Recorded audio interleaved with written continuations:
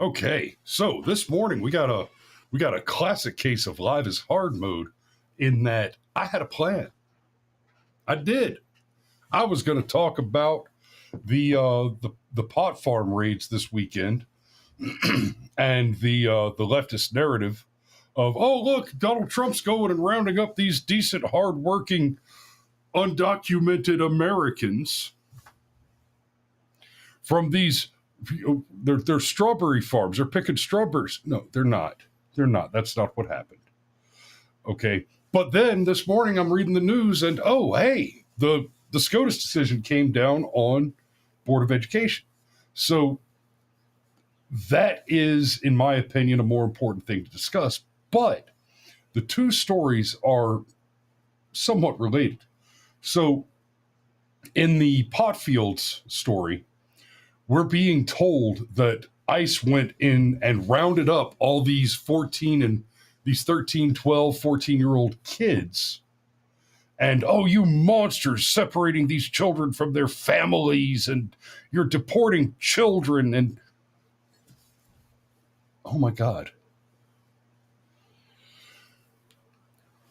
What happened is ICE raided an illegal marijuana farm. And when they did, they found that the illegal operation, in addition to illegally manufacturing narcotics in the United States, was using child slaves, child slave labor, to operate the farm, right? The headline here is Donald Trump saves children from slavery. Go back a couple weeks and watch our special on slavery that we did on Juneteenth, and that was not by accident, please believe, because the narrative of slavery from the public education system, which we're about to get to, is disgusting.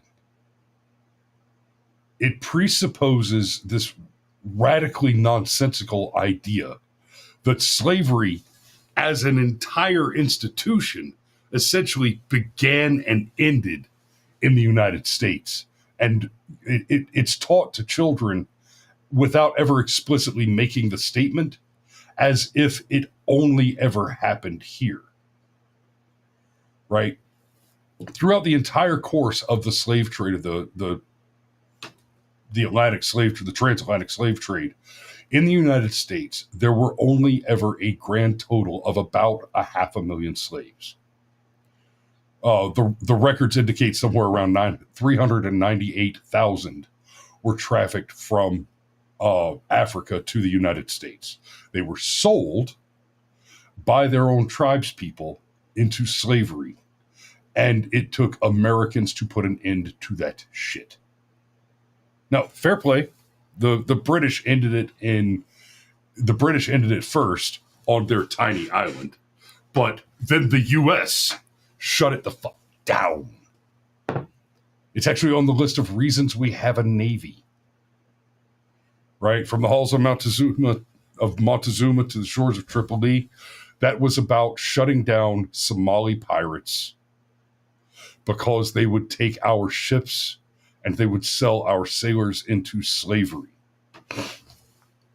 So, speaking of slavery and the ill narrative by the Department of Education, that is on the long, long laundry list of reasons that the Department of Education has to be destroyed. Okay, the Department of Education was created under Jimmy Carter, right, in the late 70s. I think it actually started in 79, either 78 or 79. Since then, every metric by which we measure the competitivity of our students' outcomes coming from the education system has dropped dramatically. The United States has fallen behind the rest of the developed world in education standards since it is a direct tracking path since the establishment of the Department of Education. The lefties are losing their minds. Oh, Donald Trump's going to shut down the Department of Education. There will be no more schools and no more teachers. Oh my God. It's like they don't understand how the world works, because part of how the world works, with especially with reference to the Department of Education in particular, the Department of Education is a federal department. And here's what you need to understand about departments of the federal government.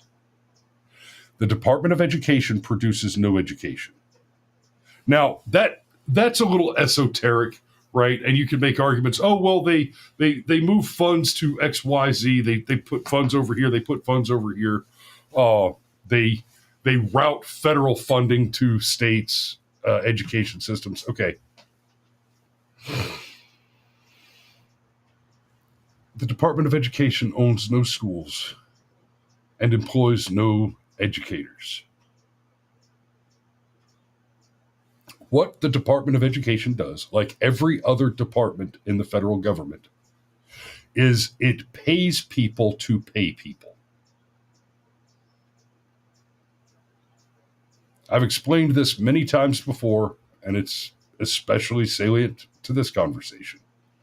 There is nothing in this world that is done by the federal government that not only can, but is done better, cheaper, and more efficiently by the private sector. And it is for one primary reason. For every dollar that a private business spends to produce a service, the government has to spend about $3 to do the same job. Because when a private business does a job, they do the job. When the government does a job, it hires a private business that is overseen by a federal employee, who is overseen by a federal employee ad nauseum. And so you're paying people to shuffle paperwork all the way down to the bottom. There's a meme that goes around. I wish I'd have thought to pull this one up so we could just look at the image and discuss that in this context. But there's a meme that goes around, and it's one guy with a shovel digging a hole, and there's like 5 or 6 guys in suits, in like business suits and hard hats, standing around looking at him. And it says something like worker, foreman, CEO, CFO, COO, et cetera, et cetera. And that is a fair criticism of how many modern private businesses work. But in this context, if you look at that, you can also look at it and just change the labels, and it means the same thing and tells the same story at a much larger scale, because the guy running the shovel in the dirt, that's your private business, right? And then your department head and your department chief and your federal administrative assistant, and et cetera, et cetera, et cetera. So everything that is done by government, it is not only let me rephrase this before I get it wrong. It is not merely that everything that can be done by government and is done by government can be and is currently also done by private industry. And that's everything, literally everything, right? Roads, healthcare, military, law enforcement. There is not a single thing that the federal government does, with the solitary exception of write law. That's it. That is not done better and more efficiently by private business. Now, the right law thing, that one's kind of complex, but and we can get into that at another time. I'm not going to dig into that one this morning. But literally everything that the government does is done better by private business. Even law enforcement, right? You believe it or not, if you live in a high-end gated community, you are not using local government law enforcement to maintain security on your gated community. You are employing a private entity. Sergeant Major says Congress is not good at writing laws. I agree. Alex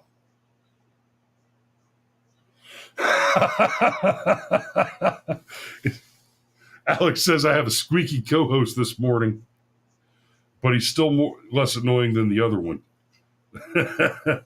I'm afraid I can't hear what you're talking about. Let me plug in the old monitor and see if I can't get a little tighter beat on that. But I hope you're talking about the chickens. I think one of my daughters is shouting at the chickens and trying to run them off the porch so they don't shit all over it. Because that's how we live in these days. All right, so that kind of broke up my train of thought. The through line between the strawberry farmers, the pot farmers, and their slaves, and the DOE is, oh, hey, Donald Trump is just saving the kids. The Department of Education has been a grotesque failure since its inception. An expensive, grotesque failure. Right? On average, I think the latest stat is it's just over $15,000 per year per student, as a national average across the country for children attending public schools. And I'm telling you, without putting your kids into the Ivy League feeder daycares from the first moment you can stand to leave them alone, you're going to spend about $10,000 to $12,000 for private school. On average, most places per year. So again, cheaper and better. Now, and of course that, the cheaper and better, that has to do with the competitive motivation. Public school, you have to send your kids to the school that is in the district that you're in. You don't get to pick which school your kids go to. So, and then the money is tied to the number of students. It's not tied to the individual students in the various schools. So there's no profit motive. There's no competitive motive. There's no motive to serve the customer in a public school.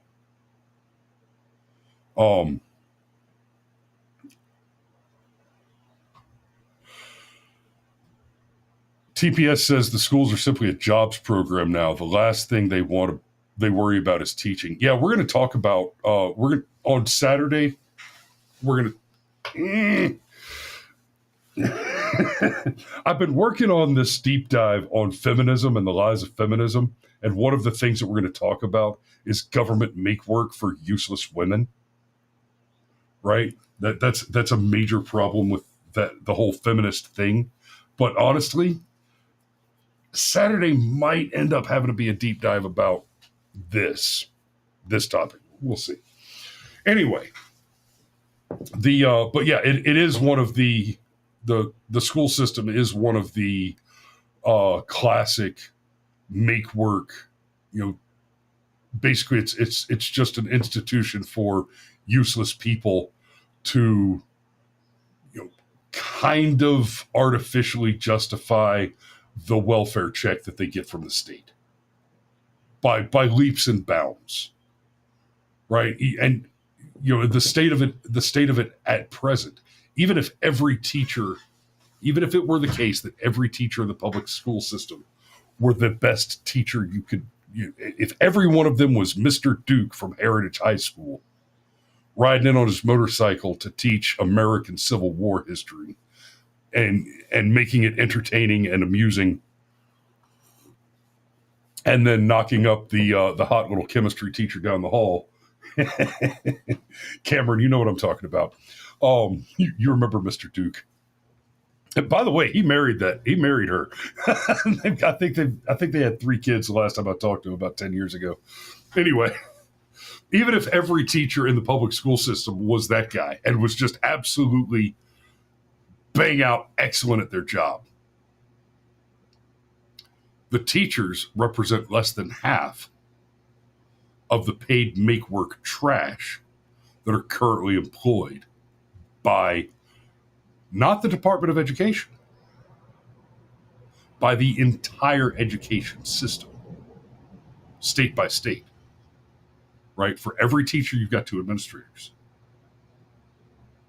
They're trash. All they do, they're literally paid to make the work less efficient. Their job is to make the work less efficient by adding additional layers of complexity to things that do not need additional layers of complexity, right? A lot of that is compliance officers, like, just garbage.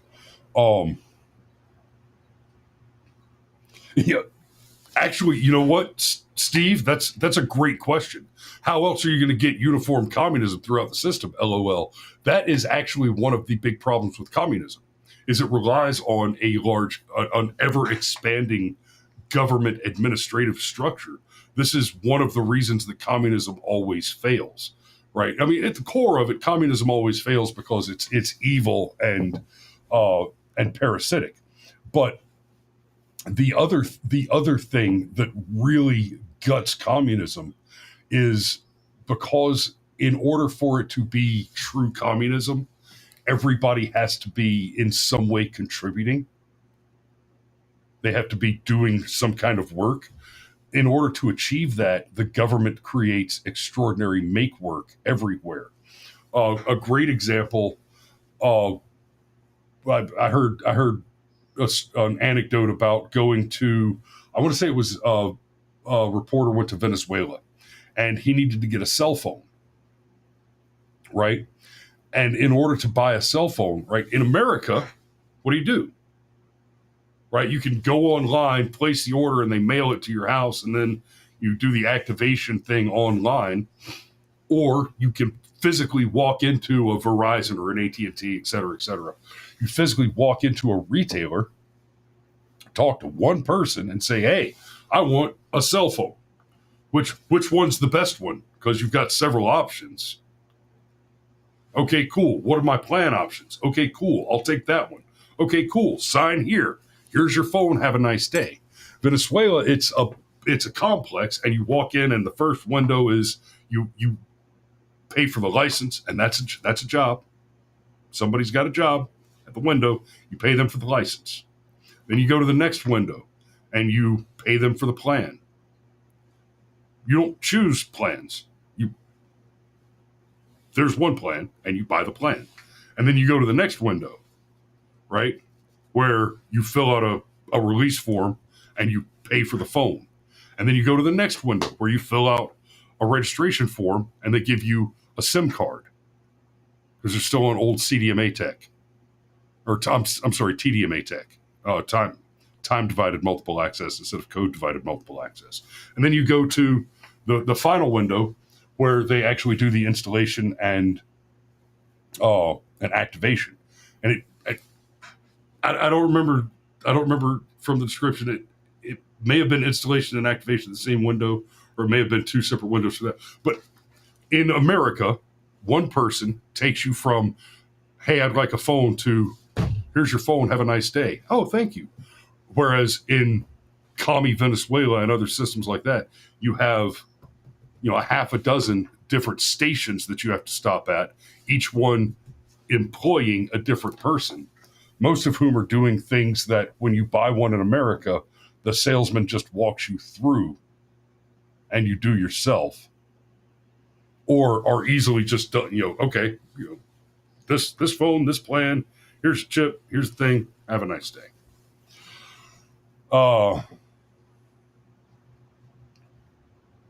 TPS report says, yes, the feds classify us as a failing system.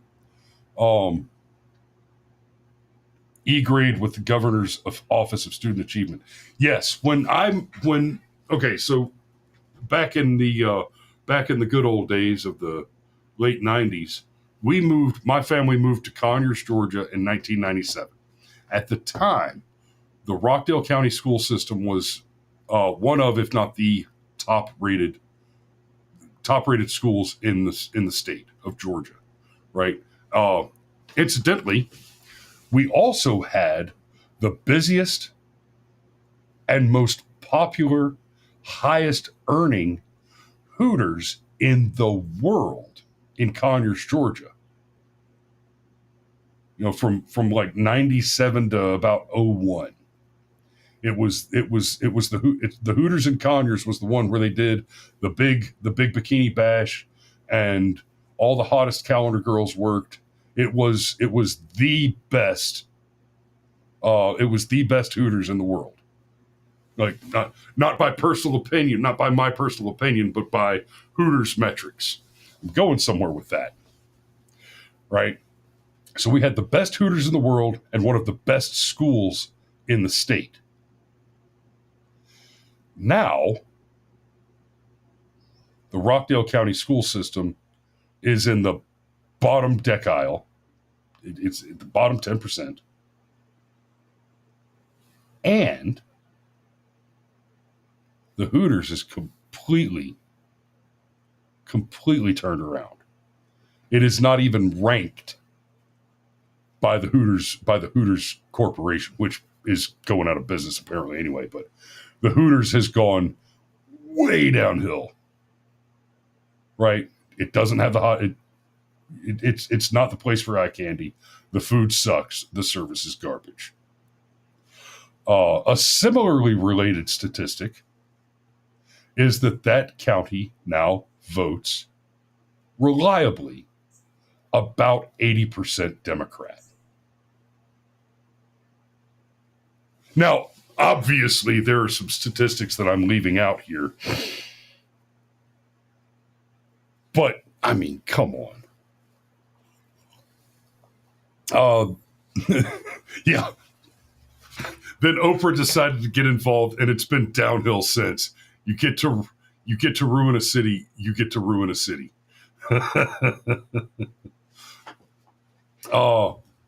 Patrick says Rockdale County was an amazing place to grow up until about 1996. Yeah. Karma Cathedral says Hooters' downfall is kind of linked to OnlyFans. I don't doubt that. The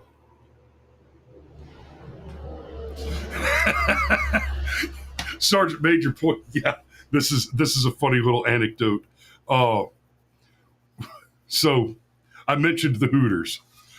We went to that Hooters, and they were still in great shape in 2022, actually, because that was when I had my 21st birthday party, and we went to that Hooters for my birthday.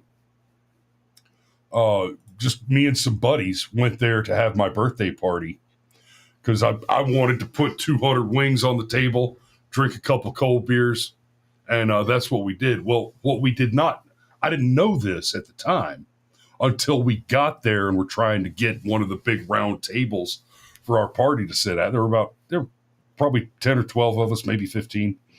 And I hadn't made, I wasn't planning on having a birthday party there so much as going there on my birthday and eating a shitload of wings.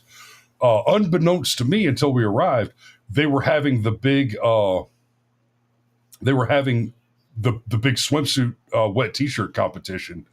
It just happened to be on my 21st birthday. And so of course the place was just absolutely psychotically overcrowded. The people were parking up and down the street, and they had tents and awnings out in the parking lot to expand the space. We were regulars back then. We used to play. We used to go there for trivia every Wednesday, and then there we are for my birthday. We managed to get one of the big round tables, and then my mother shows up at the Hooters. I didn't know she was coming. This was a surprise to me. So some of my buddies had communicated, "Hey, this is where we're at." And my mom shows up with a homemade birthday cake to Hooters in the middle of the wet t-shirt contest. Sergeant Major missed that party because he was stationed out of state at the time. But it was quite a party. Okay, total off topic, totally derailed into almost irrelevant information.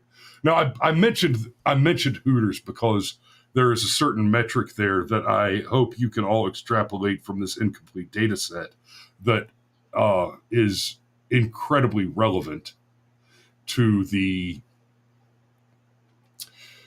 demographic precursors by which one can make expectations and predictions of the economic and educational outcomes of a community that now votes about 80% Democrat.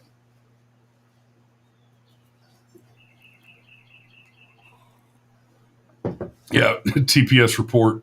Alex says Hooters used to be a bunch of hot, snotty little bitches. Now it's DEI snotty little bitches with bad food.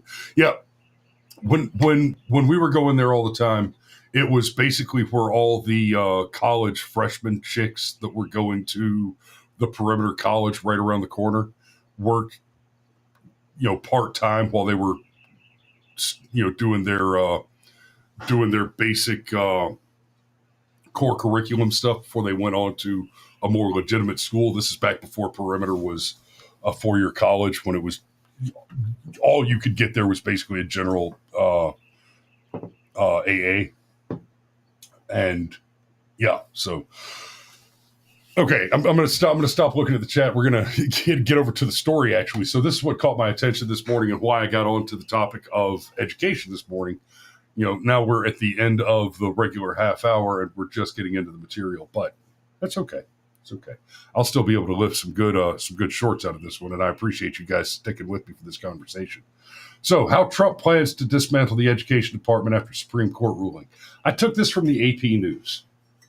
Washington Education Secretary Linda McMahon is expected to move quickly now that the Supreme Court has cleared the way for the Trump administration to continue unwinding her department. The justices on Monday paused a lower court order that had halted nearly 1,400 layoffs and had called into question the legality of President Donald Trump's plan to outsource the department's operations to other agencies. There is no question about the legality of the president, the chief administrative officer in the administration, the chief executive officer, executive, managing the departments that he is bound by the Constitution to manage. Right? The Constitution, right? Article 2, Section 1. The executive authority shall rest in one man, the president. There is no legal question there. Right? The judge, just like all the other universal injunction nonsense that came out of these lower court judges, these inferior court judges, the court order, the judge's order, was absolutely an illegal order. Right? Yeah. Alex, what a novel concept. The CEO gets to CEO? Yes, he do. Yes, he do. Right? And, we're going to look at some, who got it? Yeah. Mike Jolette. So the Supreme Court said Biden couldn't cancel student loans without Congress, but Trump can dismantle the entire fucking Department of Education?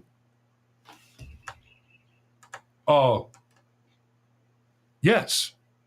Yes, honey, that's exactly correct. That's exactly correct. The Supreme Court said, no, Joe Biden, you can't steal money from banks that entered into voluntary contracts with consenting adults, having agreed to the terms of a contract with a meeting of minds to the benefit of the bargain. You can't just come in and steal the benefit of the bargain. You know what happens? You know what happens to a contract when you eliminate the consideration of one party? You nullify the contract. Legally, the only way the government could come in and nullify those contracts and forgive the student loans would be to come in and say, hey, there was no benefit of the bargain, or there was no meeting of the minds, or there was no consideration or fraudulent consideration. The elements of the contract are fallacious. They're void.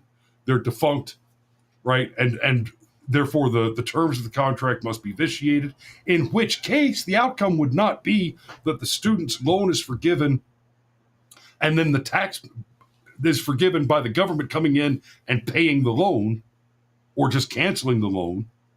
No, if the contract is nullified, part of the contract is that the loan was taken in consideration for goods and services, and those goods and services were paid for by the loan originator, which means that the only argument there to nullify the loans is to argue that the academia is so inadequate that the provision of their substandard services and products are actually a violation of the consideration of the contract, nullifying the meeting of the minds, making the contract initially one made in bad faith, therefore nullified and void, in which case it is the school that was paid who owes the remainder of the funds back to the originating institution. That's the only legal mechanism outside of bankruptcy against which these loans, by the way, are psychotically immune. Making the argument that the students have been defrauded by the inadequate institutions providing a lesser service than was advertised, and making the contract null by the argument that the contract was made in bad faith. The academic institution should be on the hook for the cost of the loan. That's the only reasonable, intelligible mechanism under which the student loans can easily be forgiven, right? So, the justices on Monday paused a lower court order that had halted nearly 1,400 layoffs. Now Trump and McMahon are free to execute the layoffs and break up the department's work among other federal agencies. Trump has campaigned on closing the department, and McMahon has said the department has one final mission: to turn over its power to the states. Yes. Okay, and here's an important thing to know. The Department of Education, right? I started to get into this a little bit earlier. Couple things here. The Department of Education employs no teachers, right? The Department of Agriculture produces no food, right? The Department of Energy produces no energy. You can go down that list. It is true of every department of the federal government.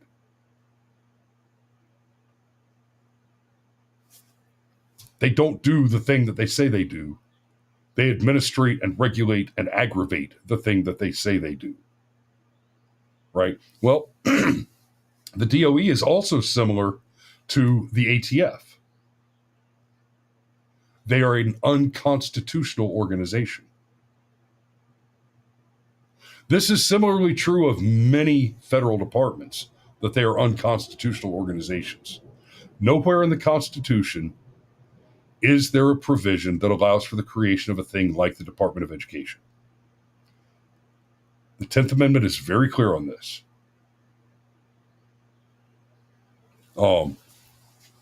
Sergeant Major says the DOJ produces no justice. That is true. That is uncomfortably true. 10th Amendment says that all the authorities and powers that are not explicitly enumerated to the federal government are retained to the states and the people they're under. That includes things like education, right? So, damn, it's already 8:05. I'm gonna have to go ahead and wrap up and get moving because I've got some stuff to do this morning. So, closing thoughts. The Department of Education's got to go. The Supreme Court got it right this time. Unsurprisingly, the three leftist feminist sociopath justices voted to keep the Department of Education, which by a wide margin, uh, a lot of what the modern public education system does is it refuses to treat little boys like little boys, and instead treats them like broken little girls, defective girls. It refuses to acknowledge that there are differences, etc. And that's something that needs to be understood and dealt with as well. But at the end of the day, homeschool.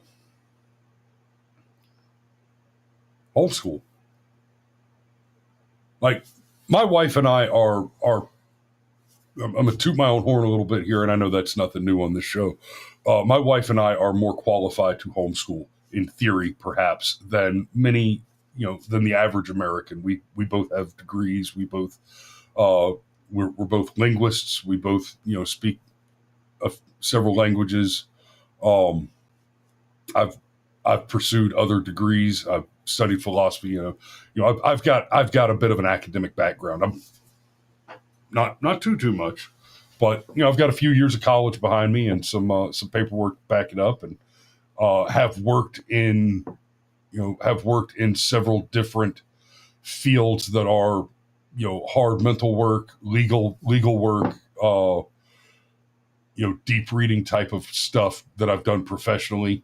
We are well qualified to instruct our children. And here's the thing. The teachers, a lot of teachers are young. Most of your teachers today are young women who lean far left and whose education includes the perverse public education that they took from the public school until they got into a college. And then the college that they attended is one where they studied not history, not language, no, one where they studied education. They were trained in essentially the generation, provision, and propagation of propaganda. They were trained on how to manipulate the minds that are put before them. We're going to teach you everything you need to know about teaching, and none of them ever asks the question about teaching what. I can know everything in the world there is to know about pedagogy. I could be the best PowerPoint operator you ever met. Right? I can have a 37th degree black belt in butcher block field instruction, and I do. But you know what? I'm not an auto mechanic. I don't know shit about how a transmission works. So am I the guy you want teaching a bunch of mechanics how to be mechanics? So that's what you got. You've got these teachers, you've got these children, these little girls that have just gotten out of college, and the only thing they know how to do is teach. But they don't know anything that they can teach. They just spent 4 years learning what pedagogy is and how to deliver information. And then the job, when they get it to work in a public school, is they're handed a book and told, this is what you're teaching.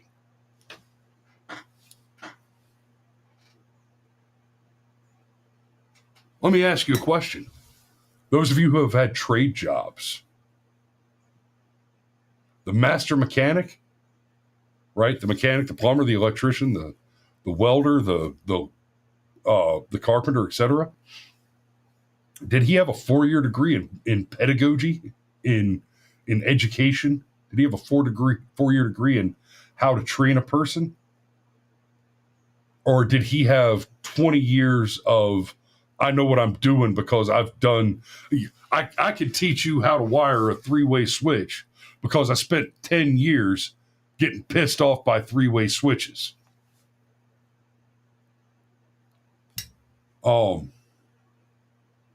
the majority of the teachers, they know fuck about dick.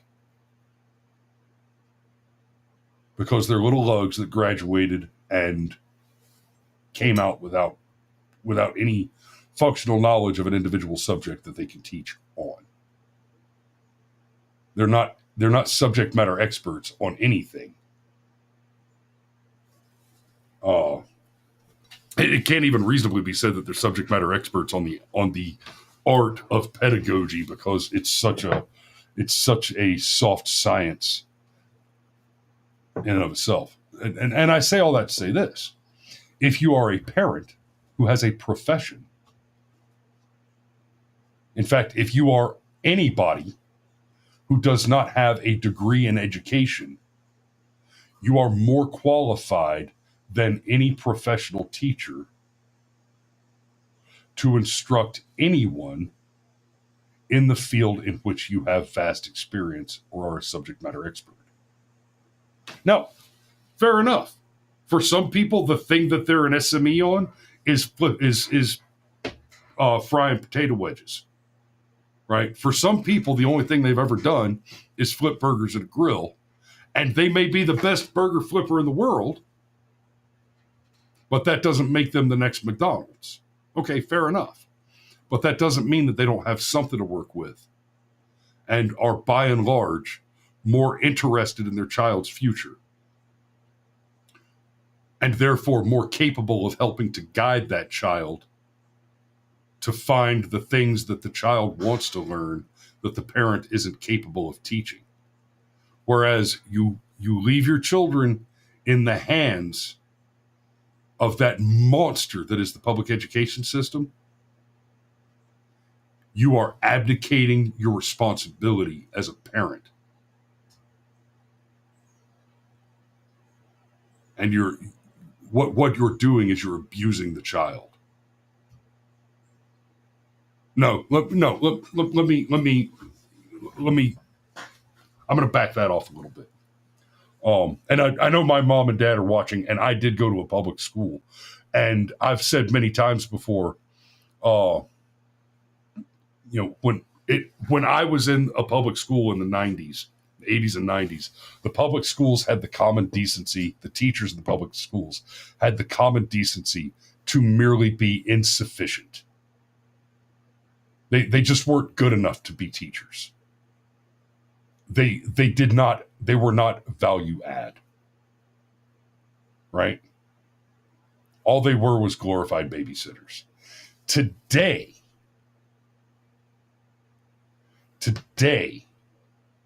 they are an active and intentional threat. Every child that is currently studying in the public education system is a victim of neglect from their parents and abuse by the instructors.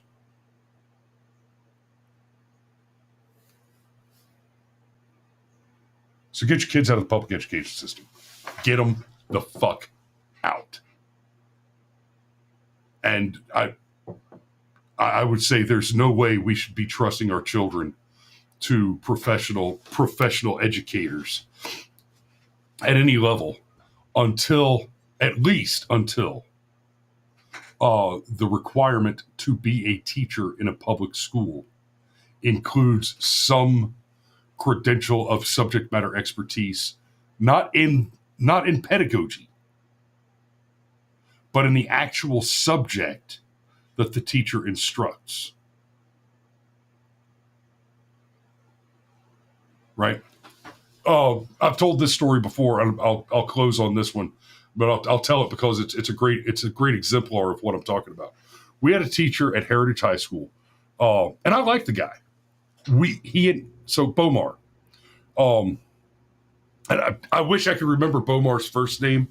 I'd love to look him up and find him on Facebook, 30 years later, and see how he's doing. That would probably be entertaining. Bomar was probably in his mid-20s when he was teaching at Heritage, and he was teaching. I think it was Algebra 1. We were doing. It was either Algebra 1 or Algebra 2. It was whichever one you get into the imaginary numbers, right? The square root of I, and all that. Bomar was a little guy, with a little guy with glasses and ponytail. He was a nice guy. He was sharp, and he was a veteran. I want to say he was an Air Force veteran, but that may just be my my particular prejudice against the chair force, against the rolling zoomies and their donut asses. That's for some of you guys.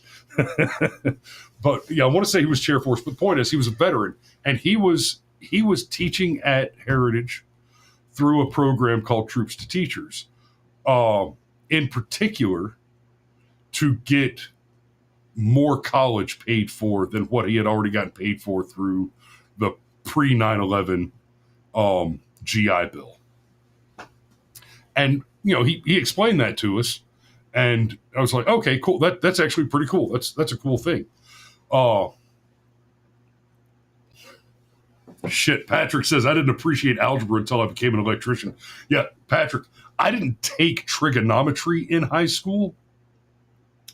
I went a different route, but once I became an electrician, algebra, yeah, sure, but trigonometry, you start doing the industrial shit, you're bending pipes, and trig is suddenly your friend. I had to learn that on the fly. But so Bomar was teaching a class on imaginary numbers, and there I am, at 16 or 17 years old, and I'm 6.5 feet tall and 300 pounds of brute.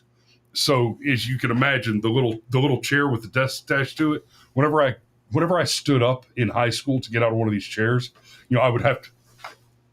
It was an awful situation. I'd have to kind of stand up and then slide the desk off and set it down.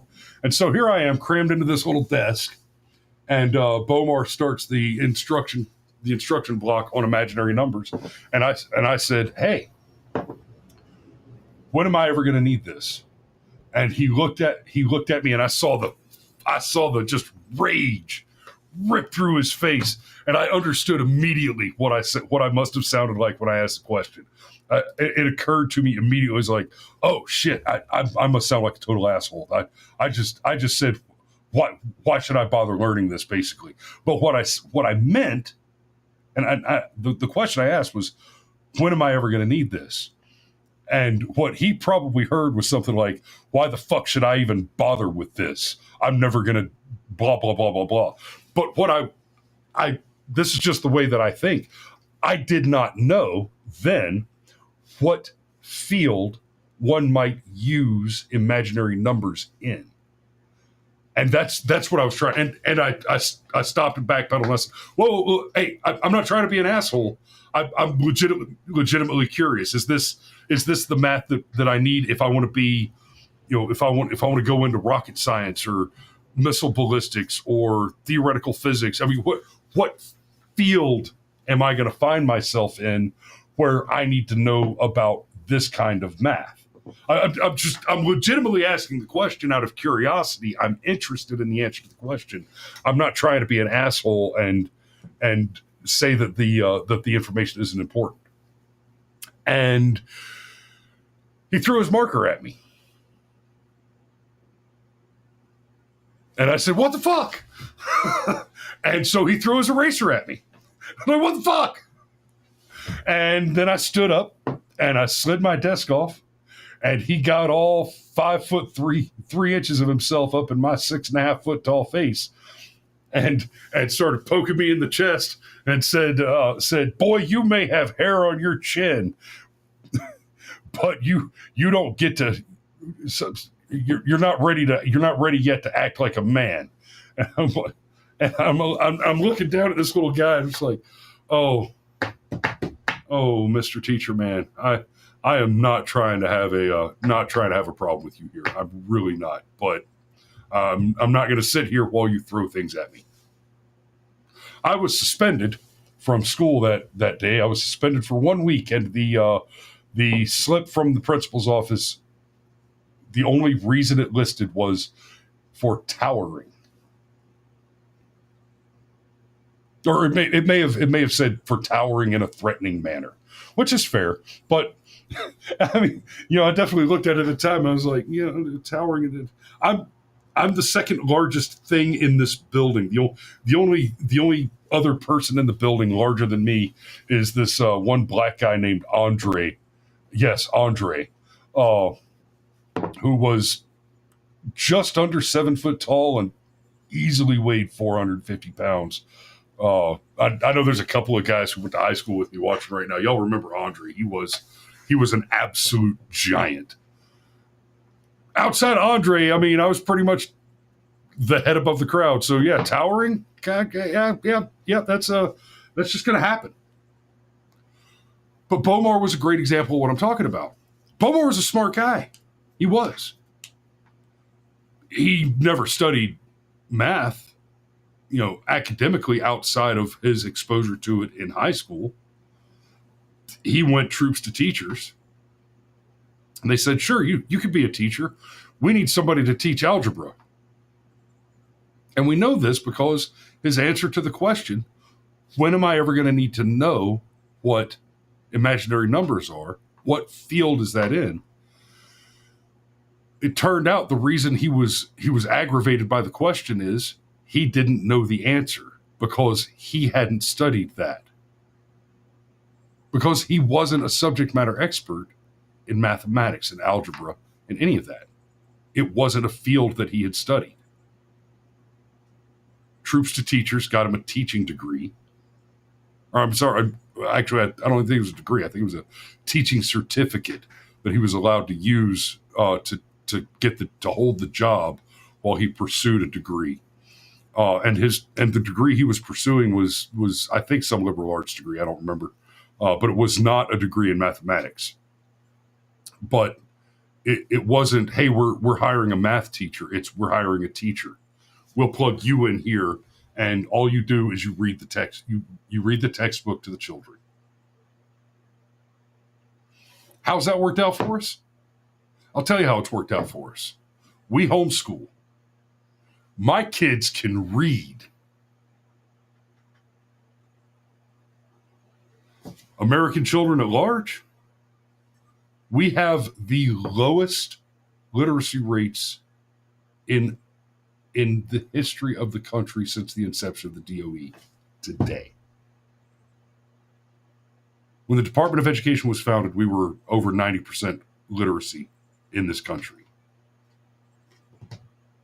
That has dropped dramatically. Actually, let me see if I can pull that statistic. Current U.S.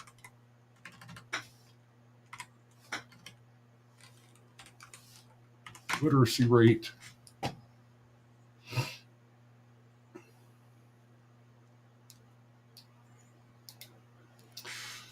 Oh, the official answer is, as of 2024, the literacy rate in the United States is approximately 79%, meaning about 43 million adults struggle with basic reading tasks.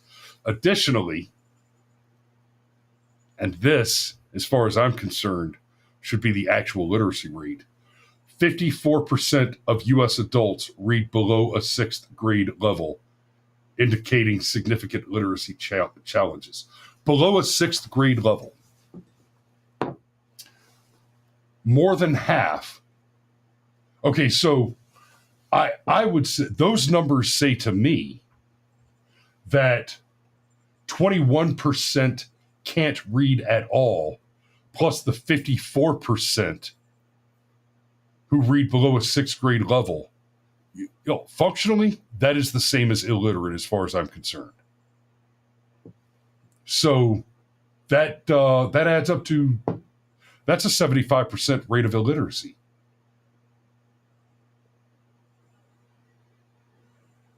Right. That says that's an interesting way to massage the data, to say 79% are literate, but more than half of Americans read below a 6th grade level. That means 25%, a quarter of Americans, can read a dense text, can understand the instructions to program their universal remote. That means they can't, exactly, Patrick. That means they can't read Charlotte's Web. They can't read Dostoevsky. They sure as hell can't read Pendar's, right?